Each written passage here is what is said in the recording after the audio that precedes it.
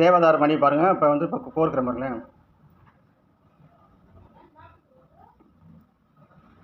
இது மாதிரி உங்களுக்கு தேவையான அளவில் வடிவத்தில் இதை விட பெருசாவோ அல்லது 20 mm சைஸாவோ எது வேணாலும் என்கிட்ட அணுகலாம்.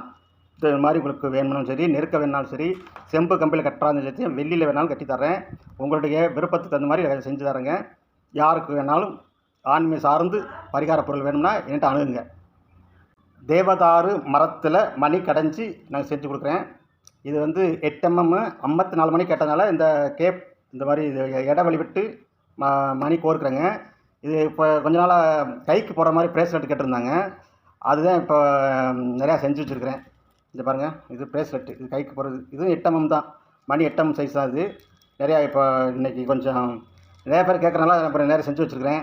அதே மாதிரி உங்களுக்கு 10 mm 108 மணி உள்ளது. இது 10 mm. இது சின்ன சுண்டக்காய் சைஸில் இருக்கும். இது 10 mm சைஸு. இப்போ நான் கட்டிக்கிட்டு இருக்கிறது 8 mm சாப்பிட்ற பட்டாணி சைஸில் இருக்கும்.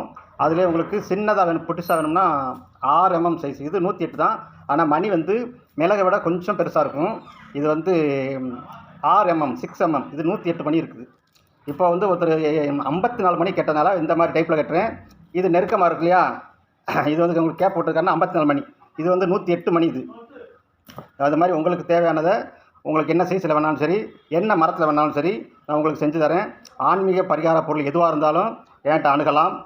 மாலை மட்டும் கிடையாது, ஸ்டிக்கு மாதிரியோ, கோல், செங்கோல், அதே மாதிரி தியான பலகை, எதுவாக இருந்தாலும் சரி, ஆன்மீக சார்ந்து எது வேணாலும் உங்கள்கிட்ட அணுகலாம்.